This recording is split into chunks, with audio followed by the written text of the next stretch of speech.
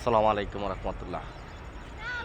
প্রিয় বন্ধুরা, আমি একটি কথাই বলবো, আল্লাহ সাথ দেয় ছেড়ে দেয় না। তো কথার উদ্দেশ্য আসলে প্রিয় বন্ধুরা, আমরা সবাই সবার জায়গাতে ভালো আছি, ভালো থাকতে চাই, ভালো আল্লাহ তাআলা রাখতে চায়। আমাদের কিছু আত্মীয় স্বজন, কিছু পাড়া প্রতিবেশী আছে, সবল দেয়, মানে এরা হলো কালসাপ। এরা হঠাৎ মানুষকে সবল দেয়, সরলতার সুযোগ পায় সবল দেওয়ার চেষ্টা করে।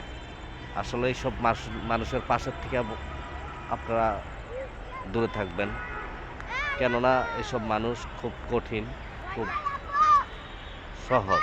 আপনার লগে মুখে মুখ মিলাইব, মুখে মুখ মিলিয়া থাকবো, চলবো, আবার হঠাৎ সবল মারবো। এই জন্যই বললাম, আল্লাহ সাথ দেয় ছেড়ে দেয় না। তো ভালো থাকবেন, সুস্থ থাকবেন। আসসালামু আলাইকুম।